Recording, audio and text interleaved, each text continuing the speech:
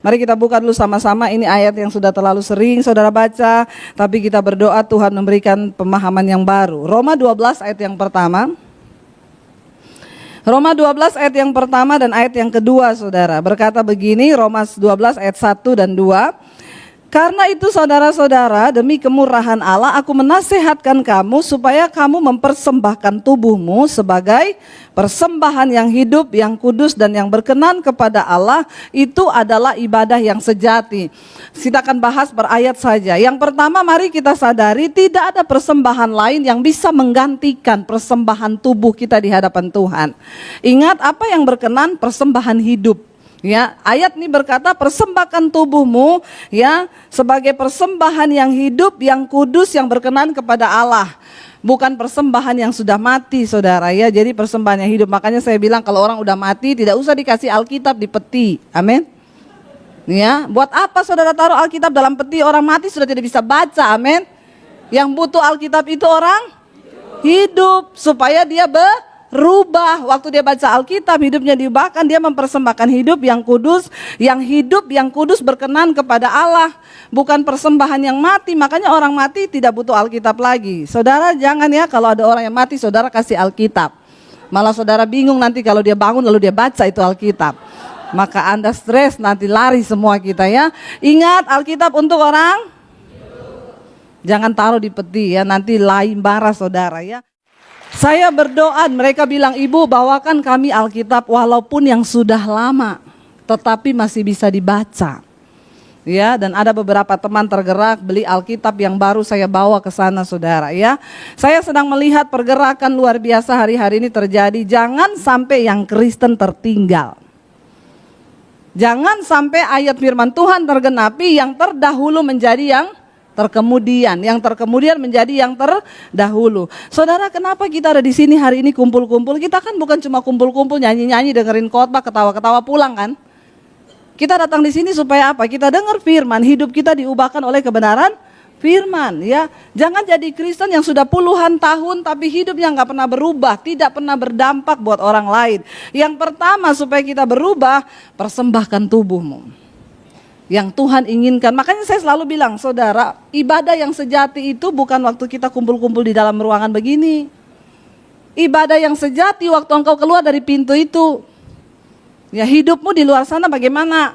Ya, saya suka bilang kalau di gereja-gereja ibadah ya bahasa rohnya kenceng, pintar, ya, waktu keluar dari pintu itu bagaimana? Benar nggak? Ya, makanya saya suka bilang orang yang bahasa roh itu bagus kalau berantem pakailah itu bahasa roh. Amin. Waktu mau marahin suami, dasar kamu begitu ya. Itu setan lari tunggang langgang, benar nggak saudara?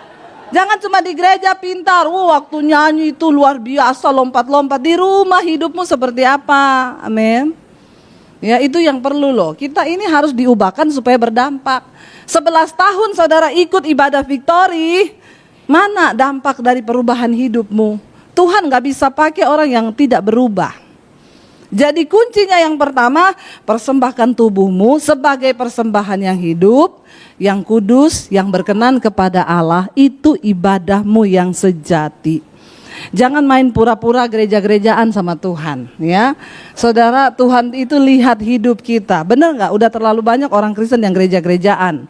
Dia datang ibadah, berantem, hatinya nggak beres, duduk di situ dengar firman. Kita di rumah nggak pernah berubah, ya. Suami anak-anak kita, coba saudara tanya ya. Saya selalu ya nguji, saya ini di rumah masih berdampak nggak? Saya tanya ya, anak saya kemarin tanya, mami mau pergi ya pelayanan? Iya, mau kemana? Ke Kalimantan. Saya kemarin pulang dari Berau saudara. Ada yang tanya, Bu, Berau itu di belahan dunia yang mana ya?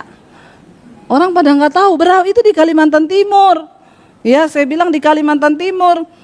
Saya itu untuk pelayanan begini itu bayar harga loh saudara. Berau kepulauan di Kalimantan Timur.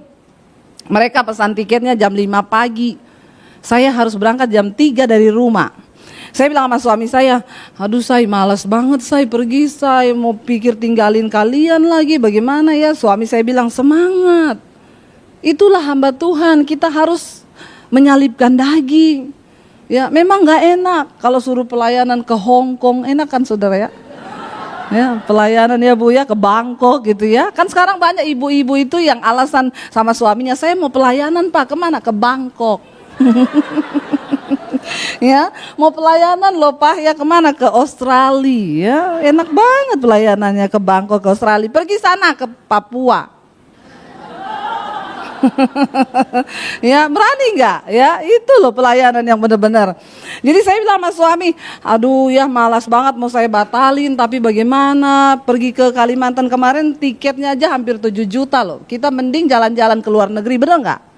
Ya, tiketnya aja sekarang Indonesia susah banget. Akhirnya suami saya bilang, "Say, semangat, Say. Menjadi hamba Tuhan tuh ya begitu itu, bayar harga. Kamu tapi tetap semangat ya." Anak saya udah WA terus, Mami berapa lama? Mami nanti sampai Selasa, karena dari Balikpapan Berau Mami langsung mampir ke Surabaya. Nanti Selasa, ya lama banget. Ya suami saya gini, bete, nggak ada kamu, nggak ada teman ngobrol. Biasanya berdua ketawa-ketawa, sekarang bete ya. Tapi saya bersyukur saudara, kenapa saya pergi anak-anak suami itu merasa kehilangan. Berarti hidup saya masih berdampak. Amin.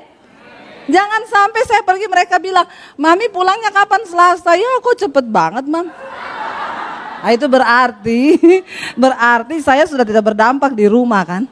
Bener nggak ya? Suami saya udah gini, Say kamu tinggal saya ini ya 3 hari, mau gila saya. Kenapa kamu mau gila? Ya bagaimana, nggak ada yang ngurusin saya. Wow, ternyata saya berdampak saudara. Makanya itu yang saya bilang, satu kali saya diundang khotbah di Bekasi. Wanita se-Bekasi, Natal bersama. Temanya wanita yang berdampak sampai ke bangsa-bangsa. Alay banget ya. Bener nggak? Saya baca temanya aja alay ini. Benar, akhirnya saya datang, ratusan wanita berkumpul saudara di mereka pakai gedung sport center. Lalu saya tanya gini, saudara ini temanya cukup berat ya, berdampak bagi bangsa-bangsa. Sebelum saya berkhotbah, saya mau tanya dulu di sini, yang tiap hari bikinin suaminya kopi pagi hari, angkat tangan. Yang tiap hari ngurusin suaminya sarapan, bikinin suaminya jus, angkat tangan. Saudara tahu di antara ratusan ibu-ibu itu cuma segelintir 1-2 orang yang angkat tangan. Saya tanya lagi beberapa kali, masih ada, saya tunggu. Enggak ada. Jadi tema khotbah berubah hari ini. Jadilah dampak di dalam rumah tanggamu. Tidak usah pergi ke bangsa-bangsa. Benar gak saudara? Ya, ngapain kamu pergi ke bangsa-bangsa? Orang dalam rumah aja gak berdampak. Ngurusin suami aja tidak becus, benar gak? Ya, kadang-kadang kita ini terlalu alay ya. Menjadi Kristen itu apa saudara? Ayo kita mengerti tubuh kita ini loh ya, yang kita persembahkan bagi Tuhan, yang kita persembahkan bagi suami kita. Satu kali ada ibu bersaksi di satu persekutuan, dia bilang begini, saudara, saya baru kehilangan suami. Ya, saya itu bersedih sekali. Jadi saya mau bersaksi bagaimana suami saya meninggal. Seperti biasa dia berangkat kerja jam 6 pagi, saya masih tidur. Saya dengar kesaksiannya aja udah jengkel saya saudara. Ya, saya masih tidur, lalu dia pergi, saya cuma dengar dia udah berangkat. Saya bangun jam 8. Ya, jangan angkat tangan kalau ada istri model begini di sini. Saya baptis ulang saudara. Ya, saya rendam agak lama 15 menit. Supaya buka mata langsung di rumah Bapa di sorga. Jadi dia cerita jam 8 dia bangun, HP-nya itu miss call dari suaminya sudah berkali-kali. Dia bilang gini, ngapain sih? Lalu dia SMS, kenapa Pi? Saya baru bangun. Tiba-tiba bunyi HP-nya. Dia angkat dari HP suaminya, halo? Kamu kenapa telepon-telepon terus? Kan kamu udah tahu saya itu bangunnya jam 8. Lalu orang ngomong, Bu, maaf, saya teman kantornya Bapak. Kenapa? Bapak meninggal. Dia bilang saya kayak disambar petir. Ya, jadi mereka bilang sampai di kantor Bapak turun dari mobil jatuh di parkiran. Waktu mau ditolong nggak sempat, sudah meninggal di tempat.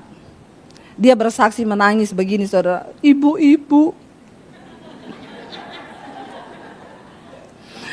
saya itu tidak menyangka kalau itu hari terakhir suami saya. Kalau saya tahu itu hari terakhirnya, saya pasti bangun jam 6 pagi. Saya bikinin dia kopi, saya kasih dia sarapan. Ya, benar saudara. Ya, kalau saya tahu itu hari terakhirnya, makanya Bu, ya, kita ini selama diberi suami di samping kita, Tuhan kasih kita tanggung jawab menjadi seorang penolong, amin. Di mana-mana yang namanya penolong itu harus lebih kuat daripada yang ditolong. Itu sudah takdirnya. Ya, jadi istri itu mau disakiti ya sudahlah, terima saja. Ya. Kan ada lagunya kan, wanita dijajah pria sejak ya dijadikan perhiasan sangkar. Kemarin saya di Kalimantan di Berau ada orang datang suku Dayak bawa madu. Bu, madu Bu, asli. Lalu ada satu gembalanya tanya, ini bisa membuktikan asli atau tidaknya gimana? Bawa pulang aja ke rumah Pak madunya. Kalau istrimu marah dan ngamuk itu madunya asli. Ya coba kalau mau tes madu asli itu Pak, bawa pulang ke rumah madunya Pak. Kalau istrimu marah berarti itu madunya asli. Asli di madu gitu ya. Lalu saudara, ya kenapa ya kita ini wanita memang diciptakan sebagai seorang penolong harus lebih kuat daripada yang ditolong. Saya pertama kali menikah sama suami saya pikir ketemu suami orang gereja, haleluya puji Tuhan 12 kali. Sama-sama hamba Tuhan pasti gak pernah berantem, tiap hari ketemu, haleluya, shalom. Iya bener gak? Ya, kita berpikir dapat suami orang gereja kan begitu kan?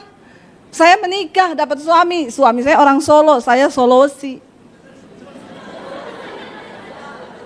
Saudara tahu ya yang namanya komunikasi itu namanya sebuah hubungan dibangun jembatan komunikasi. Kalau komunikasi kita udah rusak, maka pasti rusaklah sebuah hubungan. Makanya orang bilang gini, kalau mau nikah yang muda-muda, nggak usah lihat kayanya, nggak, cari aja yang enak diajak ngobrol. Karena kita kalau udah tua nggak ngapa-ngapain, ngobrol terus. Bener nggak saudara? Ya, gitu ya. Jadi kita ini kan nanti kalau udah tua, saya sama suami saya tiap hari ngobrol terus saudara. Ya, saya sampai tanya suami saya gini, kamu tuh nggak butuh sahabat ya? Enggak, kan kamu udah jadi sahabat saya. Bener loh, saya juga nggak butuh sahabat lagi karena suami saya ya tempat curhat saya. Saya juga menjadi tempat curhatnya dia. Kita nggak perlu me time lagi karena kami sangat menikmati waktu-waktu kami berdua. Bener nggak? Lalu saudara, ya ini saya tadi ngomong apa ya? Serius loh. Oh iya, suami saya orang Solo, saya Sulawesi. Ya. Pertama kami menikah yang menjadi masalah dalam rumah tangga kami adalah masalah komunikasi. Percaya nggak? Orang Solo kalau ngomong pelan, halus, nyaris tak terdengar. Ya benar nggak? Lama lagi ngomongnya, panjang dan lama. Itulah orang Solo. Saya orang Sulawesi kalau ngomong saudara cepet, nadanya tinggi, nggak bisa berhenti. Jadi waktu kami pertama kali menikah saudara, ya selalu salah. Saya panggil suami saya itu kan Bojo, artinya Jo, artinya Bojo, Jo ya. Jo gitu ya. Jo, itu anu. Dia datang, Bo, ngomongi alon wae to say. Kowe iki nek ngomongmu banter, aku kaget loh. Ya, orang Solo itu kaget ngomong loh. Orang mah kaget aja, nggak usah ngomong, bener nggak? Nek kowe ngomong kenceng, aku kaget loh. Ya, saya bilang biasa aja keles, tinggal kaget juga pakai acara ngomong.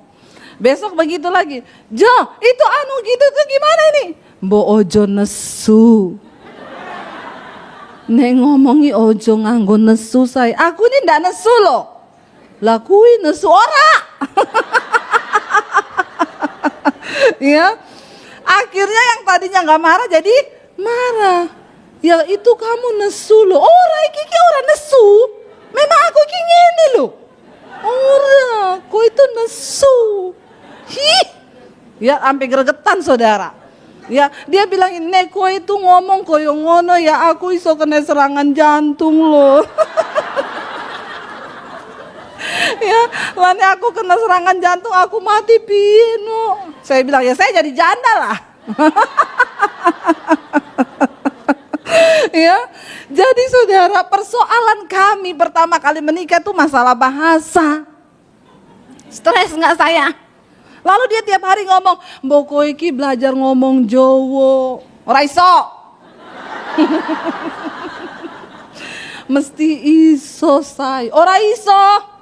Saya ini dibesarkan di dalam keluarga saya puluhan tahun, tiba-tiba nikah sama kamu beberapa hari kamu suruh saya jadi orang Solo, ya mana bisa. Ojo ngomong ora iso toh, ngomong o iso. Ora.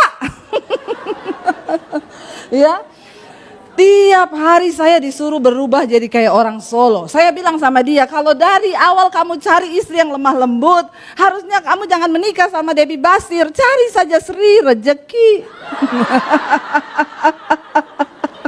Lo bener nggak?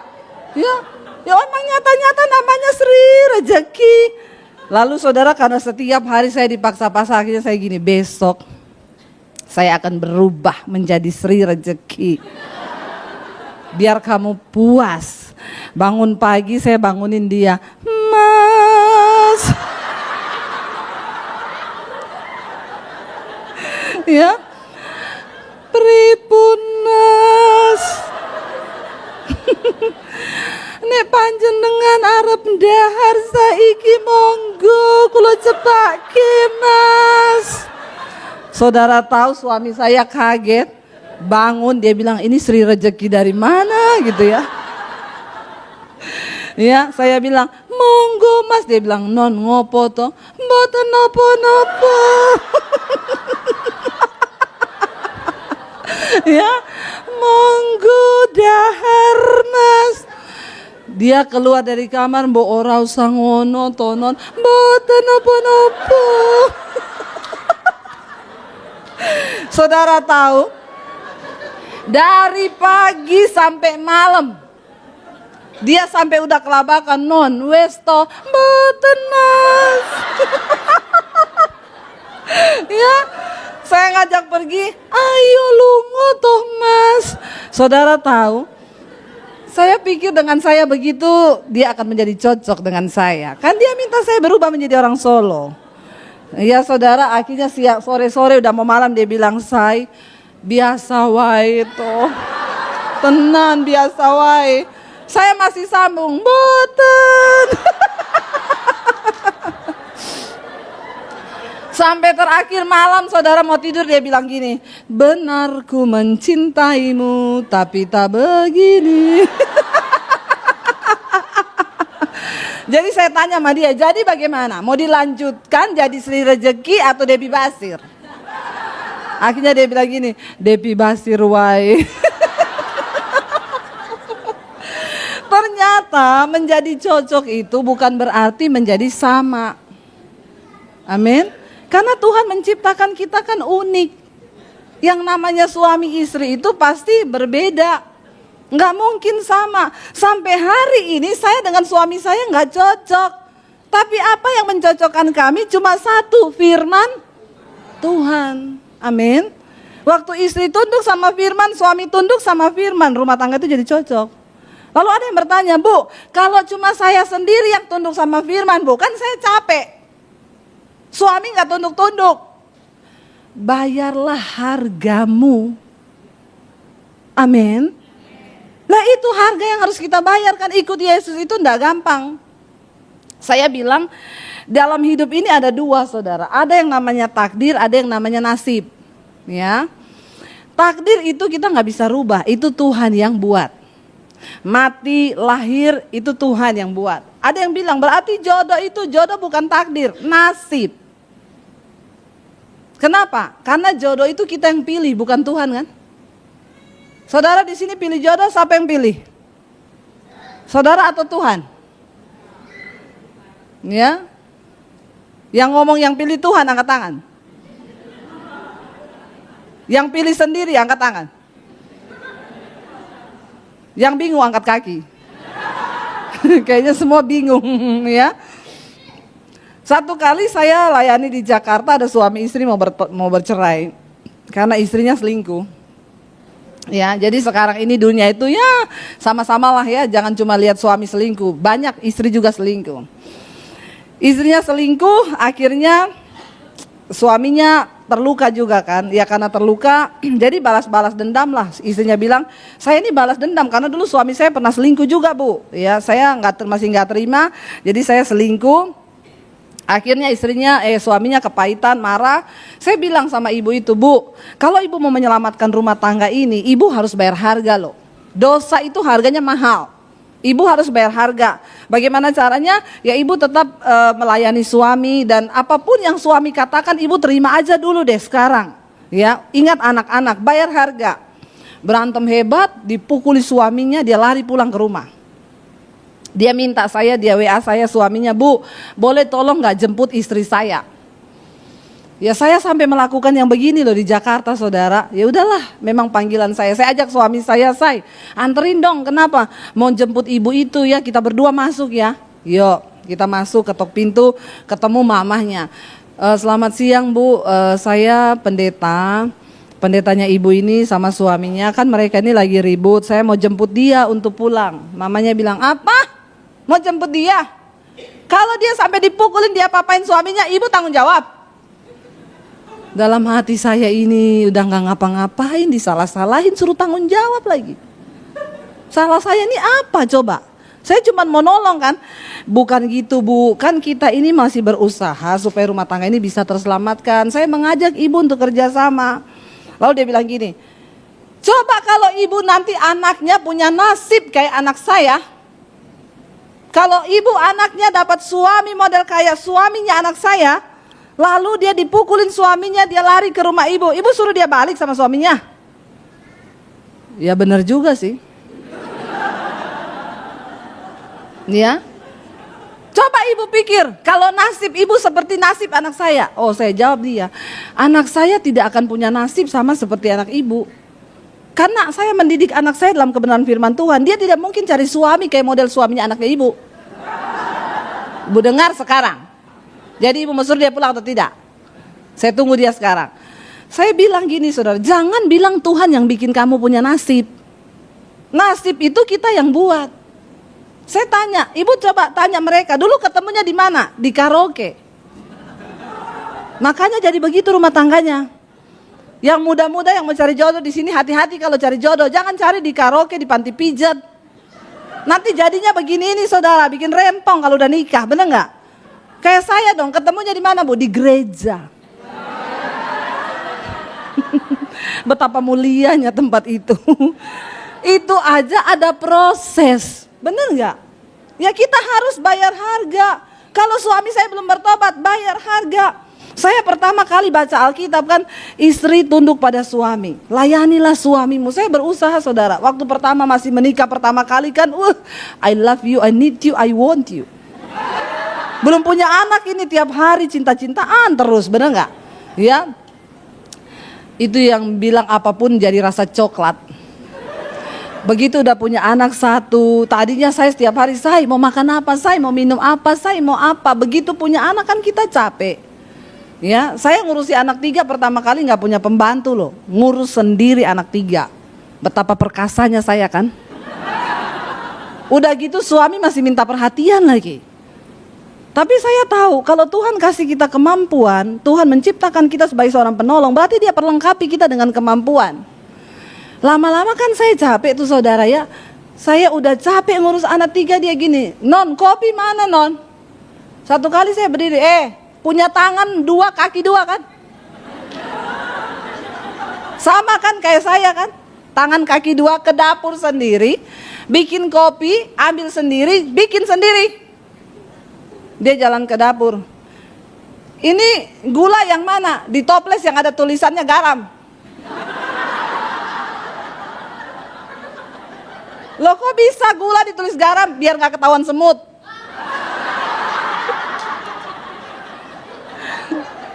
Bingung lagi kan? Loh kok bisa gitu kan, kayak kamu di HP Wanti ditulis Wanto. Bapak-bapak hati-hati ya. Ibu-ibu perlu curiga bapak-bapak itu ya. Cek HP-nya. Kadang-kadang Wanti ditulis Wanto. Ya, ke dapur dia bikin kopi sendiri, apa sendiri ya.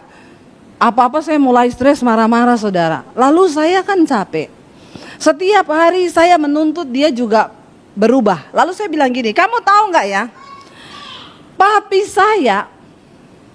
saya itu kepala kantor dulu kerja. Tapi kalau pulang ke rumah dia masak di dapur. Kadang mami saya lagi nonton TV dibikinin kopi. Benar nggak? Ya. Saya itu dibesarkan dari keluarga yang kayak begitu dan saya melihat papi saya itu menjadi pria teladan dan memang papi saya itu laki-laki yang suami idaman luar biasa. Kadang mami saya nonton TV dia datang bawa kopi, bawa pisang goreng, itu suami yang luar biasa. Lalu suami saya bilang gini, mak saya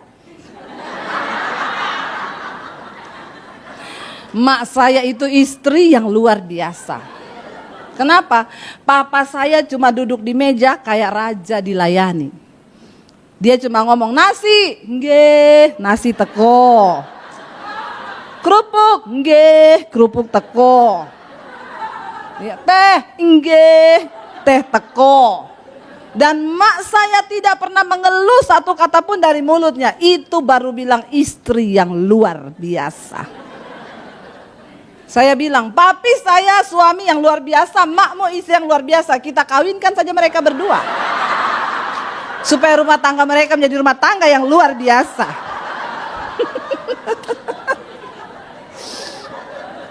Stres nggak saudara? Kita sibuk, saya bener waktu itu udah capek, saya pikir ngapain. Lalu saya satu kali makin stres kan makin capek, kita juga bisa darah putih naik di kepala itu. Bisa gila nggak? Lalu saya baca satu ayat firman Tuhan yang berkata begini, segala sesuatu yang kau perbuat, baik itu dengan perkataan atau perbuatan, lakukanlah itu seolah-olah untuk Tuhan dan bukan untuk manusia. Besok saya udah capek, suami saya bilang, non kopi. Ayat itu teringat, lakukan untuk Tuhan.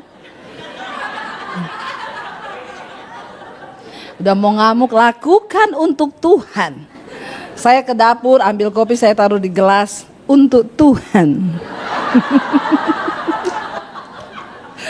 Kenapa harus untuk Tuhan? Kalau untuk suami kita lagi jengkel, bisa kita tambahi sianida 1 sendok. Bener gak saudara? Ya, saya sambil aduk, untuk Tuhan. Saya taruh di meja ya. Terima kasih loh saya, dalam hati saya itu untuk Tuhan. Saudara, artinya apa ya? Mau berubah tuh gak gampang. Tidak semudah kita membalik telapak tangan. Gak semudah kita ngomong, kalau dua-dua orang enak aja kenapa bercerai? Gak cocok bu. Saya mau tanya, ada gak orang cocok di dunia ini? Yang sudah menikah lebih dari 10 tahun angkat tangan. Ya, cocok gak sama suaminya sama istrinya? Bapak sama istrinya cocok pak? Cocok ya? Bapak terangkat hidup-hidup sekarang loh.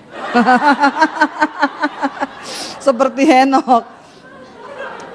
Ya cari orang cocok itu ada? Nggak ada orang cocok di dunia, benar nggak? Kalau cocok itu tidak pernah berantem, seumur hidup cocok terus. Saudara bisa bayangkan orang cocok, say kita makan ini ya, ya. Say kita pergi ke sana, iya. Say kita ini ya, iya. Itu orang cocok. Makanya kalau ada istri yang mau cari suami yang ngikuti maunya senang terus, ya itu terpaksa suaminya harus dipanggil Dogi. Cuma Dogi yang menyenangkan hati kita kan.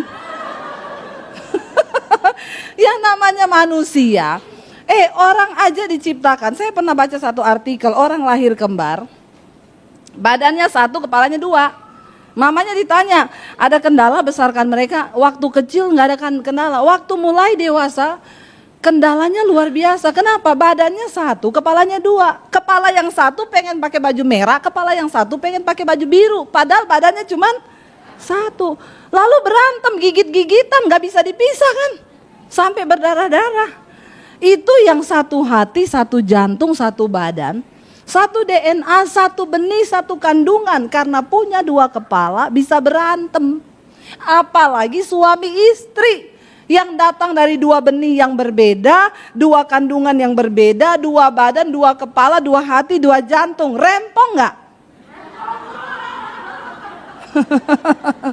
Ya, jadi ada orang yang cocok. Waktu kita melakukan firman, kita bisa jadi cocok. Tapi suami saya belum, Bu, bayar harga. Amin. Supaya hidup kita ini berdampak. Ya, supaya hidup kita berubah dan suami juga bisa berubah kalau kita mau berubah. Ya, tapi kalau kita nggak mau berubah, ya jangan harap. Enak banget orang sekarang, saya cerai, Bu, kenapa? Udah tidak cocok. Ya, nanti dia nikah lagi, emang cocok? Nggak cocok lagi, nikah lagi nggak cocok. Makanya di Jepang sekarang banyak pria yang menikahi robot. Dia bilang kenapa nikah sama robot tuh enak, nggak pernah berantem, orang emang robot. Ya, bahkan robot sekarang di Jepang kan sudah didesain khusus bisa untuk diperlengkapi buat tidur. Ya memang silakan nikah sama robot, cuman satu aja, kalau lagi gitu dia korslet, matilah kau.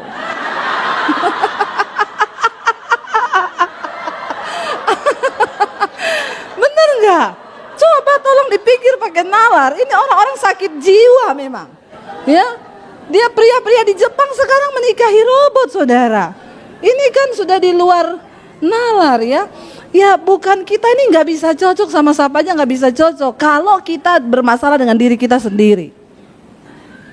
Akhirnya saya bikin suami, ya iya untuk Tuhan. Semua yang saya lakukan di rumah untuk Tuhan. Tapi ada bagusnya, waktu saya coba semua melakukan untuk Tuhan, saya damai sejahtera, saya sukacita. Suami saya diberkati, anak-anak saya merasa diberkati.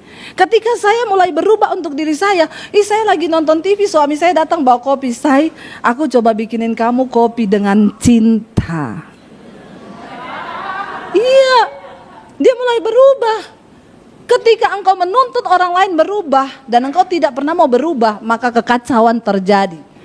Seorang psikolog Amerika berkata begini, sebuah penemuan terbesar di dunia ini adalah satu hal, manusia bisa merubah dirinya sendiri. Tapi kita gak akan pernah bisa mengubah orang lain. Tapi firman Tuhan bilang, apa yang engkau tabur itu yang akan engkau tuai. Di dalam mendidik anak pun kita gak bisa dengan cara kita. Anak dulu sama anak zaman sekarang kan beda, bener gak? Anak dulu kita diteriakin papa kita sekali, Dedi, di ujung dunia mana, lari kita datang di depannya dia. Pap, kenapa pap? Ya, bener gak? Anak sekarang saudara panggil, saya panggil anak saya, Nji, nggak nyaut. Padahal dia denger loh di bawah, Nji, nggak nyaut. Saya WA, Nji, jawab, iya mam. Ya, saya bilang, mami teriak-teriak, kamu kok nggak jawab? Biasa aja, keles. Itu anak sekarang, mereka nggak bisa dengan cara kita dulu, saudara. Bener, Anda marahin mereka. Saya berusaha membawa anak-anak saya tanamkan mereka firman Tuhan. Saya kasih mereka satu kali, saya coba begini, saudara. Waktu kita duduk makan, waktu kita di perjalanan di mobil, bagikan firman. Saya bagikan, saya selalu bilang sama anak saya, jangan pacaran dulu ya, masih SMA. Kenapa? Jodoh itu cuma satu. Kamu gonta-ganti, sakit hati, buang waktu, buang tenaga, buang pikiran, buang pulsa. Bener gak? Ya tunggu aja, dari Tuhan tuh mesti yang terbaik. Kamu sekarang fokus kepada masa depan. Iya mam, gini-gini. Satu kali saya pelayanan di Palu, saudara, saya dengar mami saya WA, Dep, Enji pergi. Saya WA anak saya, Nji, mami kan udah ngomong, kalau mami sama papi lagi pelayanan luar kota, kamu jangan pergi. Ini mami tahu malam minggu. Mam, tapi kan ini teman saya ulang tahun dan saya udah lama loh ngomong sama mami. Kan aku gak tahu kalau bertepatan sama mami pelayanan di luar kota. Saya cuma balas dia gini, Nji, di dalam dirimu itu ada Roh Kudus. Kamu tanya sekarang sama Roh Kudus, kamu pergi atau kamu pulang? Kalau Roh Kudus bilang pergi, pergi saja, Mami nggak larang. Tapi kalau Roh Kudus suruh kamu pulang, pulang ya nak ya. Karena oma itu khawatir kalau kamu nggak ada di rumah, Mami sama Papi nggak ada. Saya biarin sambil saya berdoa, Tuhan Roh Kudus jamah hatinya. Nggak lama Mami saya WA, Dep, Enji pulang. Kita nggak bisa loh, kita pukul mereka. Anak sekarang dipukul, yang luka bukan badannya, hatinya. Benar saudara. Ya, dengan kekuatan, makanya saya mau bilang orang tua, teladan kita berbicara lebih keras daripada perkataan kita. Didik anak sekarang nggak bisa cuma dengan omongan. Mamahnya begini, nak, mama tuh lihat kamu seharian ini pegang HP terus loh, ya. Mama nggak suka ya kamu pegang HP terus ya. Itu HP ditaruh sana. Lah itu mama lagi ada urusan sama temannya mama ini. Lah tapi mama juga dari tadi nggak lepas HP ya. Kan mama orang tua, kamu kan anak-anak. Bagaimana anak bisa tobat saudara, benar nggak? Kita nggak bisa jadi teladan. Saya bilang sama anak saya, kalau ada Roh Kudus dalam dirimu, kamu pegang HP kelamaan Roh Kudus tegur loh, itu dosa. Amin. Benar nggak saudara? Ya, kalau kita punya Roh Kudus akan tuntun kita untuk terus berubah. Yang terakhir ya, kita baca ayatnya yang terakhir, lalu kita kayaknya muka-mukanya sudah mulai lapar.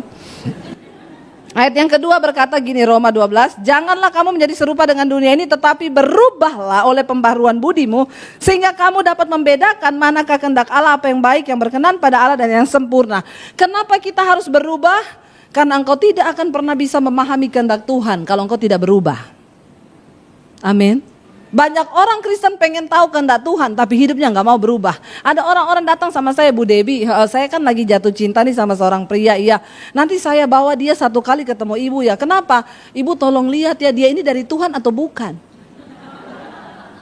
Saya bilang, yang mau nikah siapa? Kamu apa saya?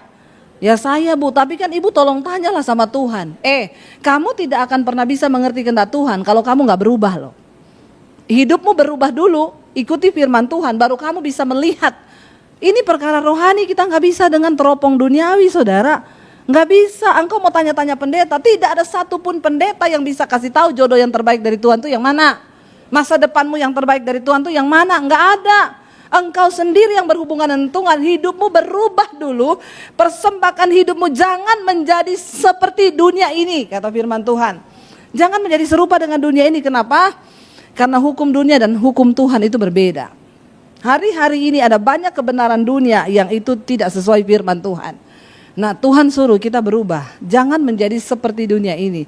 Berubahlah oleh pembaharuan budimu. Saya tadi pagi sangat diberkati, kita cerita-cerita waktu makan sarapan pagi di hotel. Bu Fani itu cerita saudara. Jadi dia kecelakaan mobil. Ya, Bu cerita sebentar sini Bu. Nggak apa-apa sini. Ya saya diberkati dengan kesaksiannya bagaimana Tuhan mengubahkan dia ya. Jadi Bu Fani ini singkat aja, dia kecelakaan mobil saudara. Mobilnya dia tabrak trotoar karena sakit kepala, nyetir minum obat Paramex. Cerita deh Bu sebentar. Ya shalom semuanya. Puji Tuhan ya, saya cuma mau kesaksian Tuhan Yesus itu dahsyat ya. Jadi waktu Desember saya kejadian itu saya tabrak trotoar. Dalam kondisi saya tidur. Karena kenapa saya tidur, waktu saya pelayanan pulang dari Kelapa Gading, saya kepalanya sakit, nggak tahu, sakitnya udah nggak tahan. Jadi saya bilang sama teman saya, kamu punya nggak obat Neuralgin? Kalau ada saya minum itu, katanya nggak ada. Yang ada Paramex, dia bilang gitu. Saya bilang ya udah kalau gitu kasih aja sama saya. Dia bilang tapi ini bisa menyebabkan ngantuk. Saya bilang nggak apa-apa, saya udah nggak tahan lagi, bener-bener nggak tahan. Jadi saya nyetir di depan, mereka berdua di belakang gitu. Jadi waktu udah minum, singkat cerita sampai di Pluit itu di depan PV, saya nggak sadar lagi, saya udah tidur. Jadi dalam kondisi saya tidur tiba-tiba hantam prang gitu kenceng banget. Teman saya teriak, Fani, dia teriak gitu. Hah kenapa? Langsung saya bangun, terbangun langsung nggak ngantuk lagi. Tapi mobil saya yang depan yang ada ban itu udah hancur. Jadi singkat cerita diderek ke Toyota. Nah waktu ke Toyota itu mereka ajukan saya masuk ke asuransi. Nah waktu saya mau masuk ke asuransi ternyata 2 minggu setelah dikerjain yang pertama SPK turun udah selesai. Ternyata yang satu udah selesai, mereka tes mobil, lupanya itu hantaman itu sangat kencang. Jadi yang kedua itu mereka mau minta SPK lagi sama asuransi.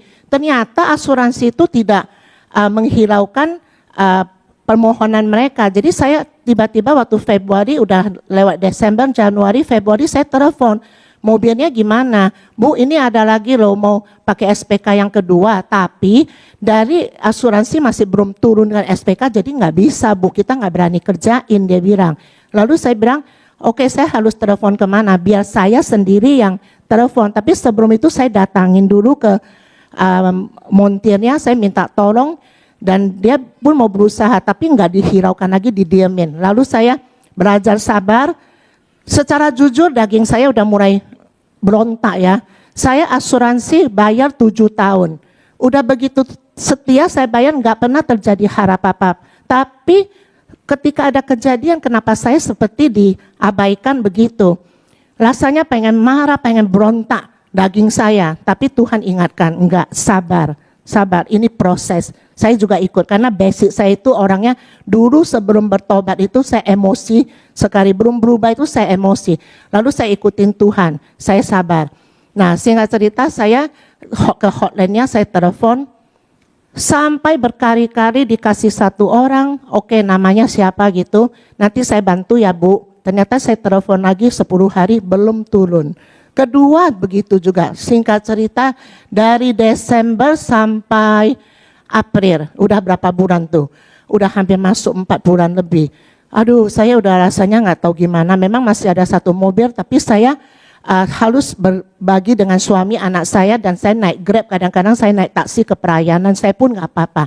Nah, suatu hari saya diteleponin sama montirnya, Bu, ini saya udah ambil keputusan, saya ambil keputusan bilang sama suami, gini aja deh untuk yang kedua saya minta ya, tapi jangan marah ya, saya bilang gitu kan kondisinya saya yang tabrak Sarah. Ya udah, saya nggak mau lagi harapin asuransi, saya mau bayar aja itu asuransi, saya bilang gitu.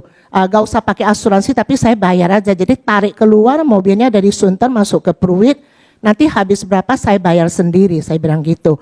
Dari suami saya bilang ya udahlah kalau memang itu kamu mau ya udah nggak apa-apa. Setelah itu saya telepon sama orang Toyota, mereka singkat cerita bawa dari Sunter bawa ke Pruit. Nah setelah dia bawa itu tiba-tiba 2 hari kemudian dia telepon saya, Bu itu mobilnya Ibu mau nggak mau pakai asuransi, mau bayar sendiri, kita hitung ya berapa. Tahu nggak bapak-bapak ibu-ibu, dia kasih saya satu nilai berapa. Saya kiranya bagi saya bayar nggak pakai asuransi ya udah 3 juta. Pikir saya begitu, 3 juta nggak apa-apa, itu pun sakit ya karena kenapa kita ada asuransi. Ternyata dia buka harga berapa? Spare part yang mau ganti yang kedua itu nilainya 23 juta. Saya kaget, seketika saya kaget. Terus saudara saya pada teriak, ih jangan mau katanya, datang aja labrak aja katanya. Sekalian aja permalukan itu Toyota, dia bilang karena asuransinya yang pakai Toyota punya. Saya diam, saya langsung didiam, saya tenang. Hati saya udah kacau, tapi satu hal saya mau katakan, Roh Kudus dahsyat sekali. Dia lagi ajarkan saya tentang kesabaran dan penguasaan diri. Saya tidak mau marah. Terus saya bilang, enggak boleh pakai cara begitu. Terus kami udah berpisah, saya jalan ke kamar mandi, saya nangis. Saya bilang, Tuhan, sebenarnya secara daging saya pengen berontak. Saya pengen datang ke kantornya. Saya pengen kasih tahu mereka, cara begitu asuransi ini bisa jelek namanya. Kalau saya jahat, saya pakai website atau apa, tulisin di koran, ini akan jadi malu sekali. Tapi kata Tuhan ingatkan saya. Tiba-tiba saya dibawa kembali, feedback kembali waktu kejadian itu. Tuhan memelihara nyawa saya dengan begitu sempurna. Ternyata tabrakan itu begitu kencang dan tidak ada tabrakan beruntun. Biasanya pada jam-jam begitu di depan ada mobil, belakang ada itu tempat macet gitu. Tapi waktu kejadian itu saya hantam trotoar itu, depan gak ada mobil, belakang gak ada mobil. Jadi semuanya gak apa-apa. Dan saya dan teman saya 2 orang di belakang, kepala saya diingatkan Tuhan, kalau kepala kamu hantam ke kaca, coba, kamu kena apa? Saya memelihara kamu dengan begitu sempurna. Saya sentak, benar Tuhan. Buat apa? 23 juta saya bikin bapakku di surga nangis. Sedih melihat anaknya yang sudah dipakai kemana-mana bersaksi. Kalau saya melakukan hal itu, saya memarukan bapak saya. Saya bilang enggak, saya tidak mau memarukan Tuhan. Karena saya mau menjadi anak yang terang, biar saya di hadapan mereka saya boleh menebar kasih, orang akan melihat ada Kristus di dalam hidup saya, karena mereka tahu saya ini orang Kristen ya. Nah setelah itu singkat cerita suami saya jemput, saya bilang sama suami saya, dia minta 23 juta begini. Tapi puji Tuhan banget, suami saya nggak ada marah sama saya cerita sampai nangis, suami saya cuma bilang satu hal, kasih saya 2 jempol, kamu sudah jadi pemenang. Kamu tidak labrak, tidak marah, kamu sudah jadi pemenang. Saya bersyukur sama Tuhan. Nah setelah itu hari Senin, singkat cerita itu hari Jumat. Suami saya disuruh datang ke kantor dia, biar dia jelasin kenapa bisa kena 23 juta. Nah pada hari Senin itu Tuhan masih ajarkan saya dalam kondisi yang tidak enak. Dalam kondisi hatimu yang tidak enak seperti dilugikan atau apapun. Saya tetap menjaga hati saya, sikap hati saya, respon semua untuk Tuhan. Seperti Bu Debbie bilang, semua lakukan untuk Tuhan. Karena saya ada kutip firman itu, Tuhan segala apa yang ku miliki itu milikmu Tuhan, saya bilang. Jadi kalau memang ini 2-3 juta mau keluar, ya udahlah nggak apa-apa, anggap aja sumbang, saya bilang begitu ya. Tapi apa yang terjadi pada hari Senin itu saya tetap melayani dengan sukacita di salah satu gereja. Waktu mau menjelang melayani itu jam 1.30 saya hadapin teman-teman dengan sukacita. Jam 11:30 saya diingatkan untuk telepon suami saya. Karena suami saya lagi ketemu sama montir itu. Saya tanya, Pi gimana, udah ketemu belum? Udah katanya. Suami saya jawabnya apa?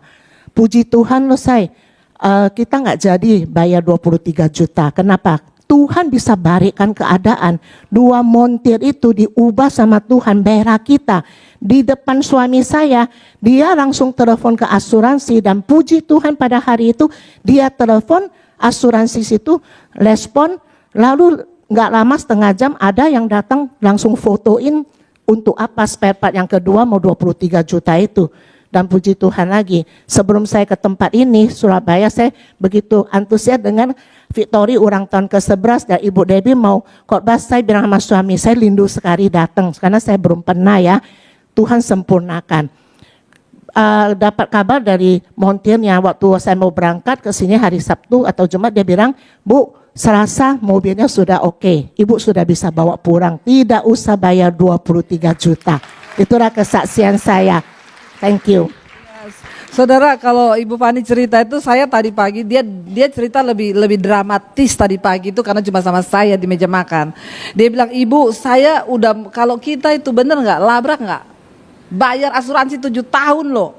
Masa ini begitu rusak nggak diganti? Dia bilang, saya udah pengen marah tapi berusaha nahan, ya. Bagaimana supaya nggak marah? Jadi waktu dia mau ngomong ke suaminya 23 juta itu dia udah nggak bisa ngomong. Dia tahu suaminya mau marah. Waktu naik mobil dia cuma nangis, katanya air matanya. Pak suaminya tanya, kenapa? Kamu kenapa? Dari bengkel ditelepon. Dia kan merasa bersalah, Bu Fani yang nabrakin mobil kan. Ditelepon kenapa? Kita suruh bayar 23 juta. Tapi aku mau belajar bersyukur. Suaminya angkat jempol begini, kamu sudah menang loh. Dia nggak bahas yang 23 juta, dia bilang kamu sudah menang. Ini bicarakan tentang karakter yang diubahkan. Benar nggak saudara? Ya, jadi memang nggak gampang. Waktu saya bilang sama Bu Fani, waktu karakter kita diubahkan, kita baru bisa lihat kehendak Tuhan. Sebenarnya Tuhan udah tahu, aku akan bekerja 23 juta itu kamu nggak usah bayar. Karena Tuhan itu melindungi orang-orang benar. Benar nggak? Berkat kita tuh nggak sembarangan keluar, dijaga Tuhan. Nah waktu Bu Fani ambil respon yang benar, memberkati mereka, berdoa, udahlah saya nggak marah. Tiba-tiba waktu hari berikutnya, Pak, kami yang urus, kami yang maju. Loh Tuhan bekerja loh saudara. Ini satu contoh yang kelihatannya simpel tapi dahsyat kan. Waktu kita berespon dengan cara Tuhan, maka Tuhan itu bekerja. Dan ketika Tuhan bekerja, dia baru bisa lihat gini, wow. Ya, kalau saya yakin kalau dia ngelabrak ke kantor Toyota, tetap bayar 23 juta. Benar nggak? Lo benar nggak? Tapi orang taat itu pasti dapat berkat. Saudara mau taat? 11 tahun sudah ada di PD Victory. Saya percaya karakter kita semakin diubahkan. Di rumah jadi istri yang luar biasa. di kantor, dimanapun belajar karakter kita ini loh yang harus diubahkan. Ketika engkau diubahkan, firman Tuhan bilang supaya engkau bisa tahu mana kehendak Allah, apa yang berkenan kepada Allah dan yang sempurna. Seringkali yang menghalangi Tuhan bekerja itu karakter kita ini yang berdosa, yang gak mau diubahkan. Tapi saya percaya sehari ini, mulai hari ini, PD Victory akan menjadi persekutuan yang berdampak bagi kota Surabaya dan semakin banyak orang yang akan diselamatkan. Mari kita tunduk kepala kita berdoa. Terima kasih Bapa, hamba berdoa untuk persekutuan Victory ini. Seperti namanya, kemenangan menjadi milik kami. Kami tahu kemenangan yang Tuhan berikan ketika engkau disalib, engkau berkata sudah selesai. Sudah selesai semuanya Bapa. Bagian kami hari ini hidup dalam kuasa kemenangan itu. Kami tidak ingin kalah dengan keadaan, dengan setan, dengan iblis, bahkan dengan diri kami. Kami mau mengalahkan setiap karakter yang tidak berkenan kepada Tuhan. Hari ini kami menjadi istri yang luar biasa. Kami jadi ibu yang luar biasa. Kami menjadi bos yang luar biasa. Kami menjadi karyawan yang luar biasa. Bahkan hidup kami berdampak bagi banyak orang. Segala pujian, hormat, kemuliaan hanya bagi Engkau dalam nama Yesus. Yang percaya diberkati, katakan bersama.